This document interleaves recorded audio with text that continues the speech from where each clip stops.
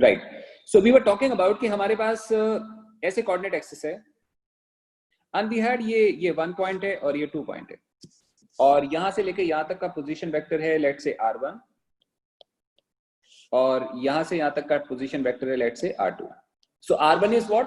Position vector of 1 and r2 क्या चीज है? Position vector of 2। कल हम लोग बात कर रहे थे कि ये चीज क्या होगा? ये चीज होगा पोजीशन वेक्टर ऑफ 2, ऐसे लिखते हैं position vector of 2 with respect to 1। और जब कल हम लोगों ने सॉल्व करा, हम लोग क्या पढ़ रहे थे? हम लोग पढ़ रहे हैं बेटा रिलेटिव मोशन, हम इसकी बात कर रहे हैं। तो जब हम इसकी पोजीशन को ग्राउंड के इसकी पोजीशन को ओरिजिन के रिस्पेक्ट में मेजर कर रहे हैं तो हम इसको रियल बोल रहे हैं। इसकी पोजीशन को ओरिजिन के रिस्पेक्ट में मेजर कर रहे हैं तो हम इसको भी रियल बोल रहे हैं, लेकिन इसको हम रिलेटिव बोल रहे हैं क्योंकि हम क्या कैलकुलेट कर रहे हैं? 2 को कैलकुलेट कर रहे हैं किसके रिस्पेक्ट में? 1 के रिस्पेक्ट में। So r21 is the position vector of 2 with respect to 1, ऐसा कुछ होगा। अच्छा, आप ध्यान से देखें तो हमें दिख रहा है कि ये वाला वेक्टर प्लस ये वाला वेक्टर इक्वल टू ये वेक्टर, मतलब कहने का हम कह सकते हैं r1 plus r21 is equal to what? r2 vector. यहां से r21 निकल के क्या आएगा?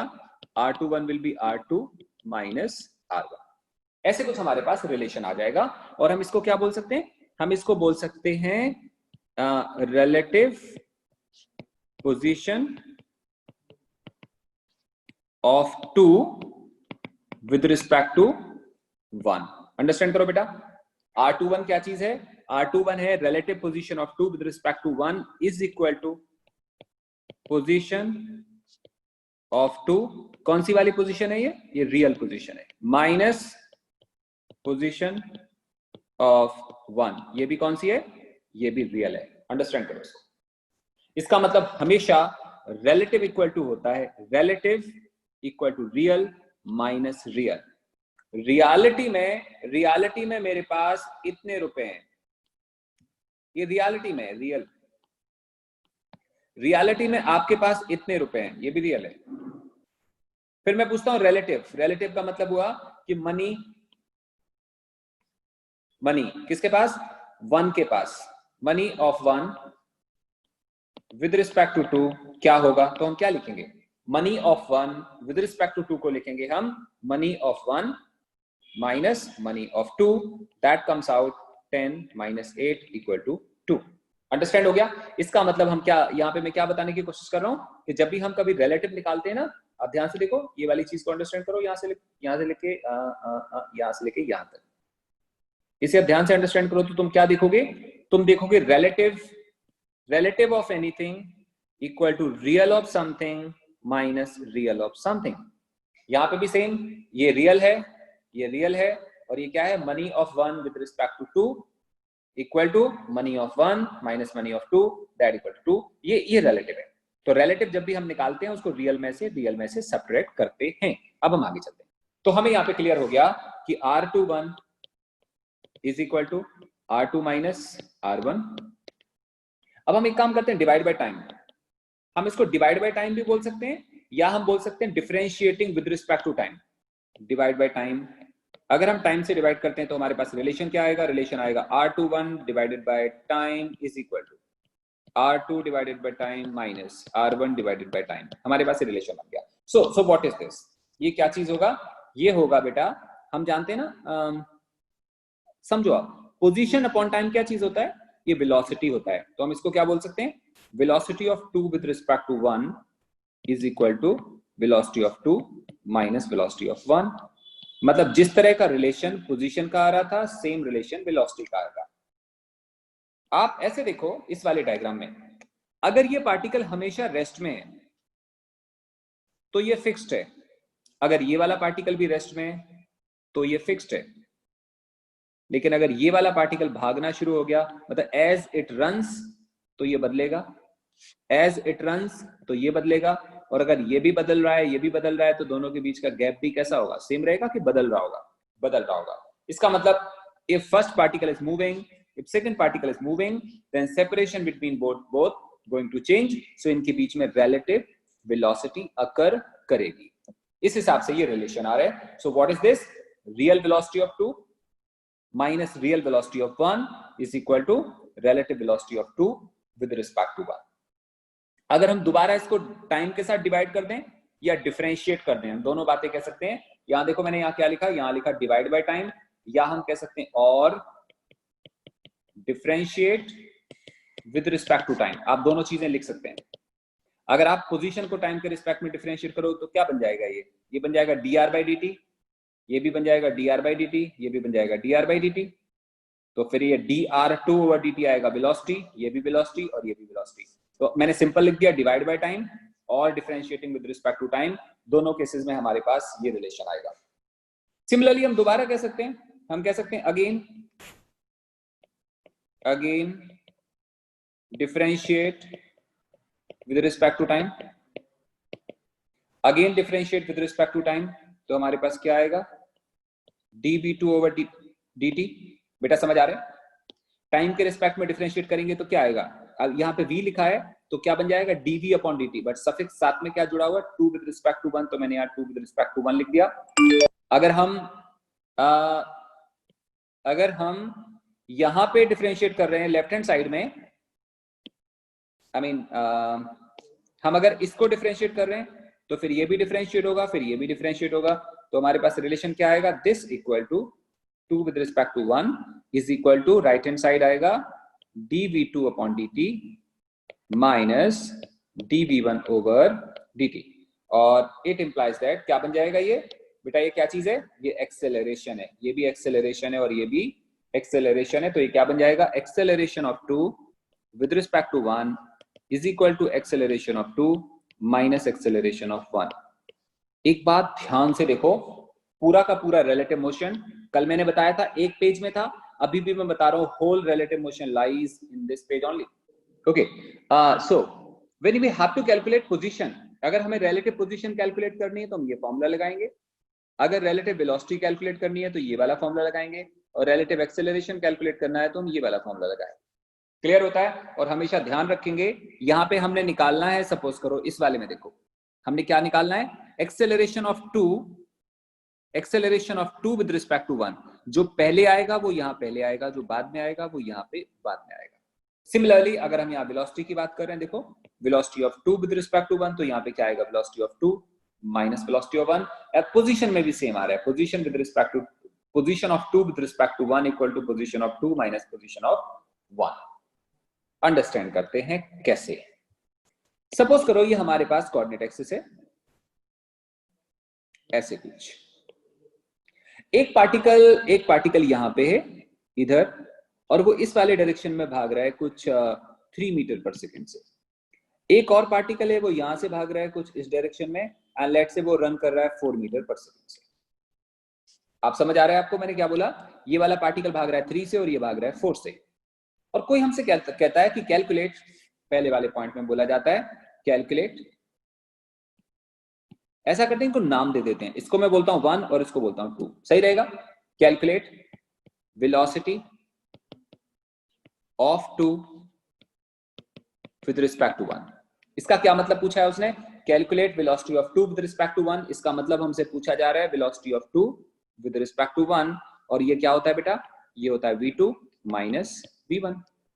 अब एक बात ध्यान से देखो, क्या दोनों की डायरेक्शन सेम है, ये डायरेक्शन डिफरेंट है तो ये डायरेक्शन भी डिफरेंट है। हम मान लेते हैं कि ये एक्स एक्सिस है, अगर ये एक्स एक्सिस है तो इस वाले डायरेक्शन को बोलेंगे आई कैप, और अगर ये वाई एक्सिस है तो इस डायरेक्शन को क्या बोलेंगे, जे कैप। तो उस हिसाब से ये वाली वेलोसिटी है तो 3 मीटर पर सेकेंड, बट साथ में वेलोसिटी बोला मैंने, स्पीड नहीं बोला। वेलोसिटी में तो डायरेक्शन भी होती है, इसका मतलब इसको हम क्या बोलेंगे, 3 मीटर पर सेकेंड ओनली, कि 3 आई कैप बोलेंगे। 3 मैग्नीट्यूड हो गया आई कैप डायरेक्शन, 4 मैग्नीट्यूड हो गया जे कैप डायरेक्शन। तो ऐसे केस में हम लोग क्या लिखेंगे, हम लोग लिखेंगे दिस इक्वल टू v2। बेटा v2 कितना आएगा, 4 जे कैप माइनस v1 को क्या लिखेंगे हम, 3 आई कैप। अगर हमने आई कैप जे कैप ना लिखा होता तब तो फिर हमारे पास आंसर क्या आता, फिर हमारे पास आता देखो 4 माइनस 3 इज इक्वल टू 1 थोड़ी ना इसका आंसर आएगा, क्योंकि दोनों सेम डायरेक्शन में नहीं जा रहे हैं, दोनों अलग अलग डायरेक्शन में जा रहे हैं, इसलिए हम लिखेंगे 4 J cap minus 3 I cap, and ये है v2 with respect to 1। We have got this relation. कोई तुमसे बोले इसका मैग्नीट्यूड बताओ तो तुम क्या बोलोगे, v2 विद रिस्पेक्ट टू 1 का मैग्नीट्यूड इज इक्वल टू, याद है क्या होता था, कोएफिशिएंट ऑफ j का square and coefficient of i का स्क्वायर क्या आएगा 4 का स्क्वायर प्लस -3 का square, that would become how much 25 का under root and that becomes 5 metre per second.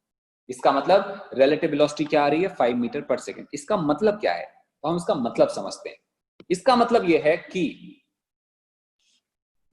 तुम इधर को भाग रहे हो कितने से 3 से, तो अगर तुम रन कर रहे हो 3 से तो तुम आसपास के ट्रीज को, मान लो तुम रोड पे जा रहे हो, दिस इज योर रोड, ये रोड है, तुम रोड पे भाग रहे हो 3 मीटर पर सेकेंड से, अगर तुम आसपास के ट्रीज को देखोगे या रोड को देखोगे तो तुम्हें अपनी रफ्तार कितनी फील होगी 3 फील होगी। ये रियल है कि रिलेटिव है? ये रियल है। एक इंसान यहाँ पे जा रहा है, वो भी ऐसे अपने आप को ऑब्जर्व करता है, उसको क्या आंसर फील होता है? उसको 4 फील होता है। लेकिन अभी क्या होता है, जब हम when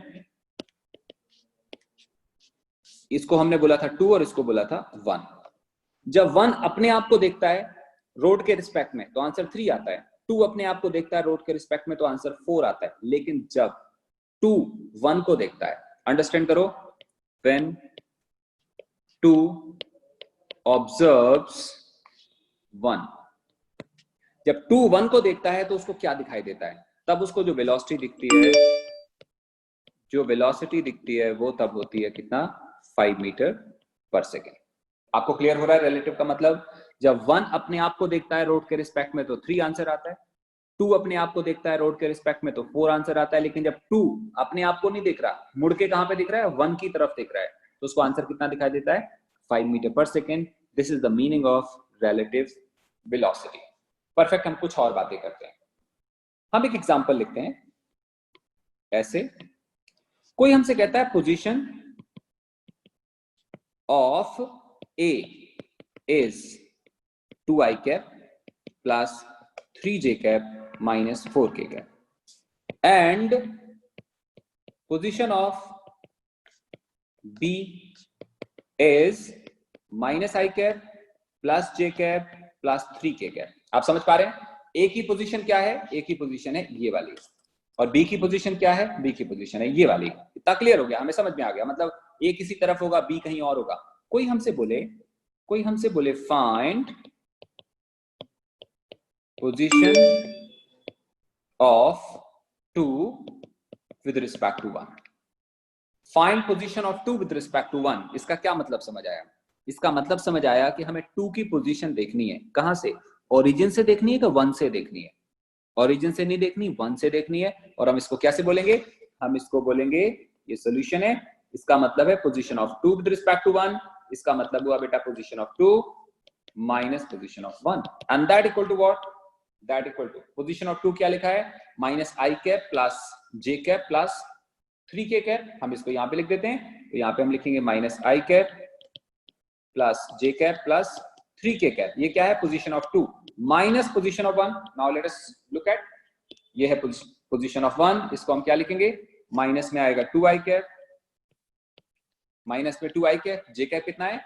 3j cap minus 4k cap. तो यहाँ पे हम लिखेंगे plus 3j cap minus 4k cap, and that comes out minus 3i cap minus 2j cap. Clear? और यहाँ पे आएगा प्लस 7k कैप। ये हमारे पास आ जाएगा position of 2 with respect to 1। ये वेक्टर फॉर्म में आएगा। कोई अगर हमसे बोलेगा इसका मैग्नीट्यूड निकालो, तो तुम क्या करोगे? तुम बोलोगे सर ये मैग्नीट्यूड होगा mod, and what is that? -3 का स्क्वायर, आपको बताया मॉड निकालना, प्लस में आएगा -2 का स्क्वायर, प्लस में आएगा 7 का स्क्वायर। बच्चों समझ में आ रहा है? यहां से वैल्यू क्या आएगी? Under root of how much? 9 plus 4 plus कितना आएगा? 49। क्लियर हो गया? तो हम इसको सिंप्लीफाई कर सकते हैं, और ये कितने के बराबर आएगा?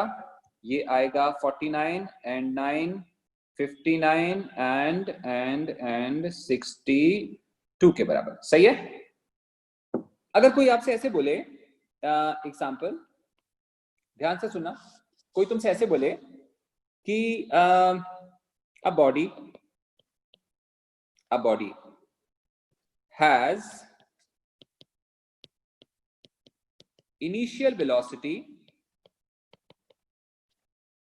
2 meter per second along positive x-axis। क्या लिखा है? A body has initial velocity 2 meter per second along positive x-axis, comma, acceleration 5 meter per second square along same direction, along same direction. फिर आपसे बोले full stop. Another body, ये body A थी ना, a body has initial so and so. Another body has initial velocity 5 meter per second along north and acceleration 2 meter per second square along south. Find relative position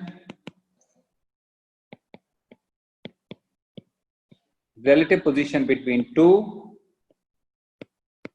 after 5 seconds. Question देखो ध्यान से, क्या लिखा हुआ है? A body has initial velocity 2 meter per second along positive x direction and acceleration is 5 meter per second square है ना, along same direction. Another body has initial velocity 5 meter per second along north and acceleration 2 meter per second square along south. Find relative position between two after 5 seconds. मतलब दोनों के बीच में हमने 5 second के बाद relative separation बताना है. यहां पे ना करने का मेथड कैसे होगा, डायग्राम बनाते हैं हम लोग ऐसे. एक बॉडी जा रही है इस डायरेक्शन में, ईस्ट डायरेक्शन, इसको हम ईस्ट मान लेते हैं ना, और दूसरी बॉडी जा रही है नॉर्थ डायरेक्शन में, लेकिन इस पे एक्सेलरेशन कहां पे लग रहा है? साउथ डायरेक्शन में. अब हमने कैलकुलेट करना है दोनों के बीच में रिलेटिव सेपरेशन कितना होगा. तो मैं आपको कुछ थ्योरी समझाता हूं, कुछ थ्योरी समझो. आप ऐसे मान के चलो कि ये हमारे पास, मैं क्वेश्चन नहीं समझा रहा, थ्योरी समझा रहा हूं अलग से, क्वेश्चन का पार्ट नहीं है. आप मान के चलो कि यहाँ पे एक पार्टिकल है, यहाँ पे एक और पार्टिकल है. इस पार्टिकल की इनिशियल वेलोसिटी है u1 और एक्सेलरेशन है a1, और इस पार्टिकल की इनिशियल वेलोसिटी है u2 और एक्सेलरेशन है a2. हमने निकालना है दोनों के बीच में रिलेटिव सेपरेशन कितना आएगा. इसको करने के दो मेथड होते हैं. सबसे पहले हम क्या करेंगे, मेथड नंबर 1. मान लो दोनों पार्टिकल ने चलना स्टार्ट करना है. एक पार्टिकल चलेगा और ये चलते चलते चलते यहां तक पहुंच जाएगा, यहां तक, और कितना डिस्टेंस चल जाएगा? s1. और दूसरा पार्टिकल चलते चलते कहां पे जाएगा? यहां पे पहुंच जाएगा मान लो, और कितना डिस्टेंस चल जाएगा? s2. अगर कोई हमसे बोले मेथड 1 के हिसाब से, बेटा ध्यान से समझना, बहुत इंपॉर्टेंट चीज है. कोई हमसे बोले मेथड 1 के हिसाब से कि s1 क्या होगा, तुम बोलोगे सर आसान है, u1t plus half times a1 t square. कोई तुमसे पूछे s2 क्या होगा, s2, तो तुम क्या बोलोगे? u2t plus half times a2 t square. कोई तुमसे बोले तुम बताओ position of 2 with respect to 1, तो तुम क्या बोलोगे? तुम बोलोगे position of 2 minus position of 1. ध्यान रखो मैंने यहाँ पे वेक्टर नहीं लगाया. क्यों नहीं लगाया? क्योंकि मैं यहाँ पे दोनों पार्टिकल को सेम डायरेक्शन में दिखा रहा हूँ. जब हम सेम डायरेक्शन में दिखाते हैं तो वेक्टर लगाएं या ना लगाएं कोई फर्क नहीं पड़ेगा, क्योंकि दोनों की डायरेक्शन तो सेम है. इसलिए मैंने केवल ऐसे लिख दिया s2 माइनस s1. सो ये s2 माइनस s1 क्या आएगा? देखो ये s2 माइनस s1 करेंगे तो ये आएगा u2 minus u1 into t plus half times a2 minus a1 into T square. आपको क्लियर हो गया? ये निकल आया s21. ये मेथड 1 था. पहले ध्यान से देख लो मैं तुमसे क्या कह रहा हूं. हमारे पास दो पार्टिकल हैं, एक पार्टिकल यहां से शुरू होता है, एक यहां से शुरू होता है. दोनों चलना एक ही टाइम पे स्टार्ट करते हैं. Both are starting at the same time. somebody asked that calculate separation between two particles after time t. so what do we do? हम सबसे पहले कैलकुलेट करते हैं एक का सेपरेशन, फिर हम कैलकुलेट करते हैं दूसरे का सेपरेशन, फिर हम कैलकुलेट करते हैं दोनों के बीच का सेपरेशन. तो सबसे पहले हमने s1 निकाला, वो कैसे निकला? वो ऐसे निकल गया. फिर हमने s2 निकाला, फिर दोनों को सेपरेट कर दिया, फिर आंसर आ गया. ये एक मेथड है. Method number 2. मेथड 2 में हम क्या करते हैं? मेथड 2 में हम स्टार्टिंग से एक बात मान के चलते हैं कि देखो ये भाग रहा है u1 से और ये भाग रहा है u2 से. तो अब हम क्या करेंगे? हम स्टार्टिंग में निकालेंगे u of 2 with respect to 1. ये क्या कर रहे हैं हम लोग? हम निकाल रहे हैं स्टार्टिंग में u रिलेटिव, और u रिलेटिव क्या होगा? u2 minus u1. फिर हम निकालेंगे a रिलेटिव, और a रिलेटिव क्या आएगा? a2 माइनस a1, और यहाँ पे क्या आएगा? ये a2 माइनस a1। मैंने यहाँ पे अगेन वेक्टर नहीं लिया कि आप कंफ्यूज ना हो जाए बेकार में। इसका एक्सेलरेशन है a1 और इसका एक्सेलरेशन है a2। So we have calculated this a2 minus a1। अब कोई तुमसे बोलता है कैलकुलेट करो दोनों के बीच का सेपरेशन, तुम बोलोगे सेपरेशन होगा s2 with respect to 1 is equal to what? हम अच्छे से जानते हैं s equal to ut plus half A T square होता है। s इक्वल टू होता है ut plus half A T square. अगर हम s equal to ut plus half A T square है, अगर हम यहां पे बात करें कि s1 तो यहां पे लिखेंगे u1, यहां लिखेंगे a1। ये क्या चीज है? ये है डिस्प्लेसमेंट ऑफ 1। अगर हम यहां पे बात करें 2 तो यहां पे आएगा 2, यहां पे आएगा 2। ये क्या चीज है? ये है डिस्प्लेसमेंट ऑफ 2। मतलब सब में 2 आ रहा है, u2 भी आ रहा है, a2 भी आ रहा है और s2 भी आ रहा है। लेकिन अगर हम यहां पे बात करें s21 तो आपको क्या लगता है? u की जगह क्या आएगा? u21। a की जगह क्या आएगा? आपको बात समझ आ रही है? ये इक्वेशन कौन सा है? ये रियल है कि रिलेटिव है? ये रिलेटिव इक्वेशन। इसमें हमें रियल बनाने की जरूरत ही नहीं, हम बिगिनिंग से बोल सकते हैं कि s रिलेटिव क्या होगा। So s relative equal to u relative into t plus half times a relative into t square. हम इस वाले मेथड को यूज करेंगे तो हमें सामने दिख रहा है u relative मालूम है हमें, a relative हमें पता चल गया। हमने क्या निकालना है? s relative। और बेटा s relative क्या आएगा? देखो s relative आएगा u relative into t plus half times a relative। अब relative का मतलब यहाँ पे क्या था? relative का मतलब था 2 with respect to 1 into t square। Can you see this? यहां पे मैंने s1 s2 नहीं निकाला, यहां पे हम सीधा सीधा निकाल रहे हैं रिलेटिव। एंड ये इक्वल टू क्या आएगा? What is u2 with respect to 1? This is u2 minus u1 into t plus half times what is a relative? a2 minus a1 into t square. And what is s21? This is s21। I think आपको समझ में आ गया। This is s21।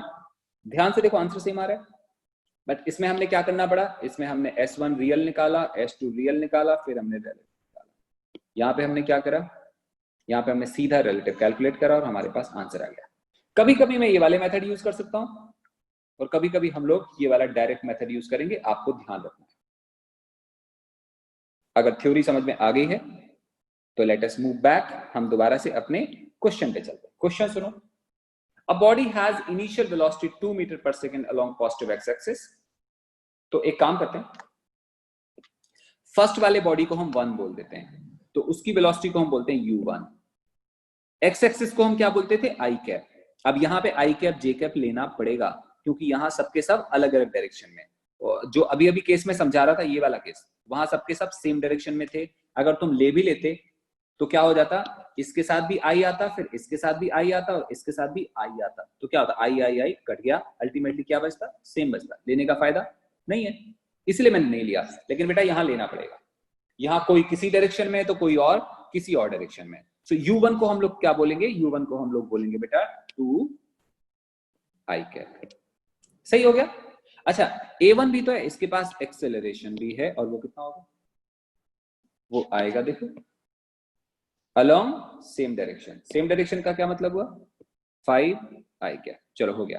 अब हम बात करते हैं सेकंड वाले पार्टिकल की। सेकंड, अनदर पार्टिकल और another body has initial velocity 5, कौन से डायरेक्शन में? नॉर्थ में।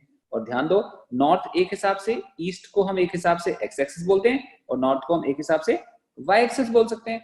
सो what we say, this u2 is equal to, what is this u2? This u2 is बेटा 5 j cap। समझो, what is a2? a2 is how much? a2 is how much? कहां लिखा है? ये रहा। कौन से डायरेक्शन में? ओ, ये तो साउथ में। साउथ नॉर्थ का जस्ट उल्टा होता है, तो अगर नॉर्थ को हम जे कैप बोलते हैं तो साउथ को क्या बोलना पड़ेगा? माइनस जे कैप। सो आंसर क्या आएगा?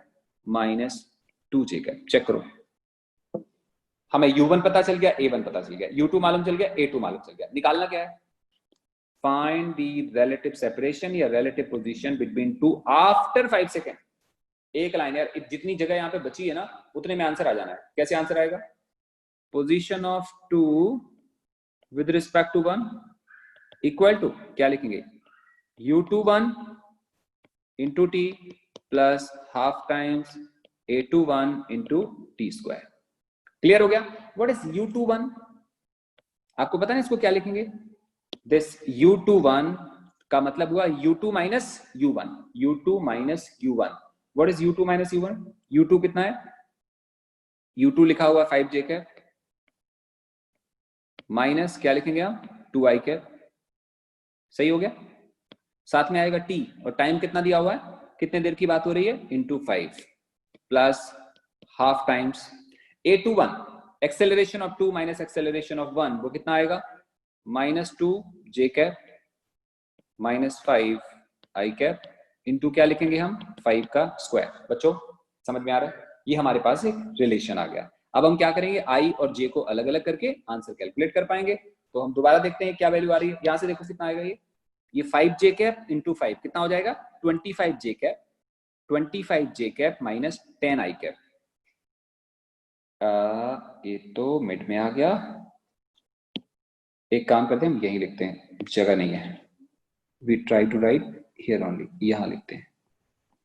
सो what we say, this 25j cap, 25j cap minus क्या आएगा, 10i कैप। ये पहला फैक्टर आ गया, प्लस हम इसकी बात करते हैं।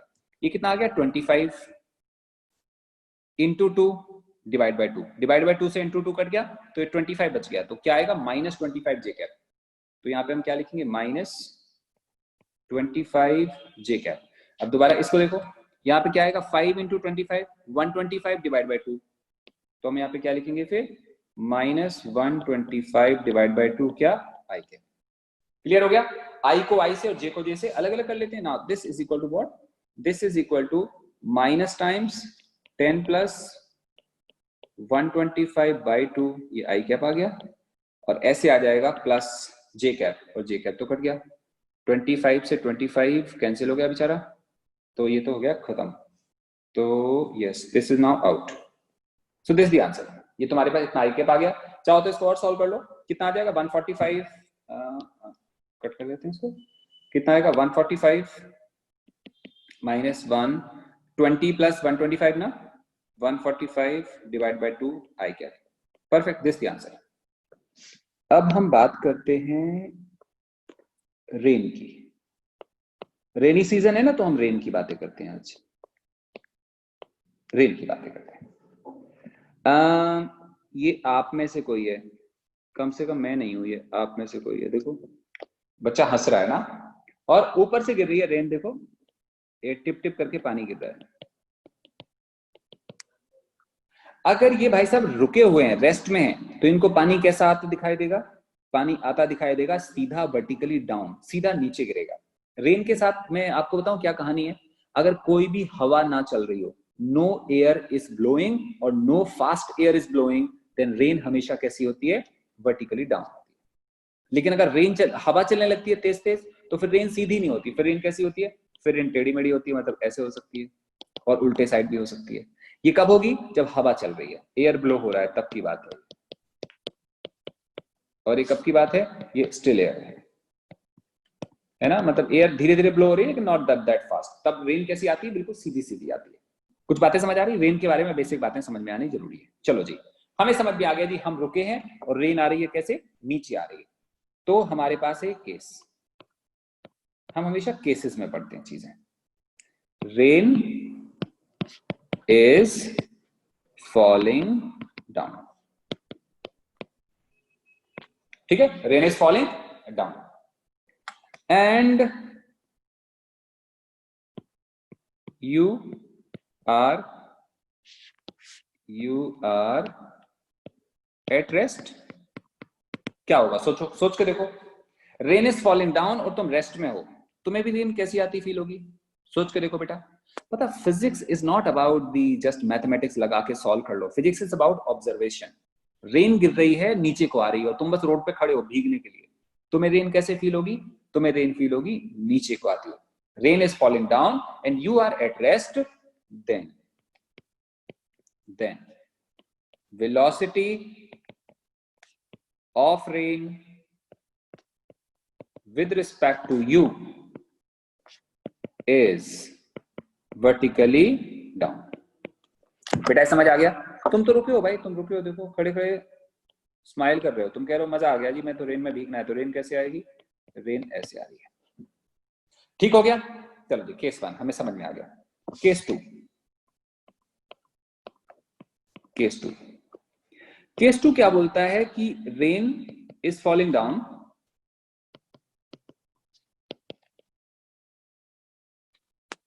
And you start running. You start running. अब कहां पे रन करोगे? कहीं भी कर जाओगे यार, चलो कहीं भी मैं करा के दिखा देता हूं। पहले लगाएंगे कॉमन सेंस, फिर निकालेंगे आंसर। अगर आंसर के चक्कर में पड़ जाओगे तो तुम्हें आंसर निकालना तो आ जाएगा, लॉजिक तुम्हें कुछ नहीं समझ आएगा। फिजिक्स की प्रॉब्लम आंखों से दिखनी चाहिए। तुम्हें ये पता होना चाहिए कि अम्ब्रेला किधर को टिल्ट करना पड़ेगा। ये जब न्यूमेरिकल में आएगा ना, तो सॉल्व करने के पहले तुम्हें उसका आंसर पता होना चाहिए कि कहां टिल्ट करना पड़ेगा। तो एक बंदा बोलता है कि भाई रेन गिर रही थी सीधी सीधी। मैंने कहा बहुत अच्छी बात है। और तुम खड़े थे तो तुम्हें कैसे लग रही थी? सीधी सीधी लग रही थी। अब तुम भागना शुरू हो गए, देखो ध्यान से। अब जी तुम भाग रहे हो, कहां भाग रहे हो? यहां। आंसर तुम बाद में निकालना, पहले लॉजिक बताओ। तुम्हें रेन कहां से आती हुई फील होगी? सोचो। मैं फील वर्ड यूज कर रहा हूं या फीलिंग की बात हो रही है? रियलिटी की बात नहीं हो रही है। सच में रेन कैसी गिर रही है? सच में तो वर्टिकली गिर रही है। तुम भागो या ना भागो, सच में rain is falling vertically down. सवाल ये तुम्हें कैसा फील होगा? So when you are running like this, तुम राइट डायरेक्शन में भागोगे, तुम्हें क्या लगता है रेन कहां से आती हुई फील होगी? सोचो। रेन तुम्हें आगे से आती फील होगी। पहले सोच लो, फिर मैं तुम्हें समझा देता हूं। ये तो ये what is this? This is real velocity of rain. ये सचमुच की वेलोसिटी है रेन। सच में रेन ऐसी गिर रही है। फिर ये क्या चीज है? ये है रिलेटिव वेलोसिटी ऑफ रेन। बेटा रिलेटिव अभी समझ में आ पाया कि नहीं? रिलेटिव का मतलब हुआ जब कोई और रिलेट करता है, जब कोई और देखता है, जब कोई और ऑब्जर्व करता है। तो अगर तुम ग्राउंड पे खड़े होकर देखोगे तो रेन तुम्हें ऐसे ऐसे गिरती फील होगी, लेकिन तुम भागते भागते देखोगे तो रेन तुम्हारे मुंह पे ऐसे आएगी। नहीं मानते तो डेमो करके देख लेते हैं। तुम एक्टिवा में बैठे हो, रेन सीधी गिर रही है तुम्हारे सर के ऊपर, केवल तुम्हारे बाल गीले हो रहे हैं। अब तुम एक्टिवा में बैठ के बड़ी तेजी में भगाना स्टार्ट कर देते हो। As you run at 60 kilometre per hour, rain तुम्हारे चेहरे पे आके गिरती है कि पीछे से गिरती है? सोचो। रेन अब तुम्हारे सर के ऊपर वर्टिकली डाउन नहीं गिर रही है। As you are running, rain is appearing coming from forward direction. ऐसा लगता है कि तुम्हारे फेस पे पानी गिर रहा है। रेन तुम्हें कैसे आती फील होती है? ऐसे फील होती है। समझ में आ गया? तो ये कम से कम रियल तो नहीं है, ये तुम्हारे लिए, ये तुम्हें फील हो रहा है, किसी और को नहीं फील हो रहा है। This is called relative velocity.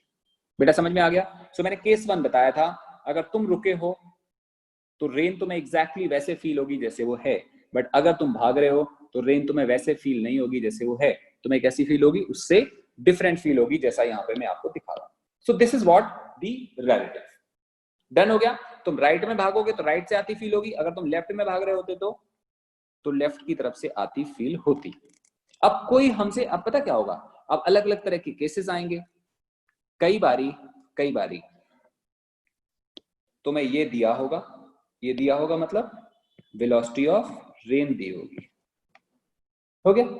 तुम्हें ये दिया होगा, इसके बारे में बोलेगा a man is running, a car is running, a bus is running, कुछ ना कुछ दिया होगा। मतलब इसको मान लेते हैं वेलोसिटी ऑफ मैन, ये दिया होगा।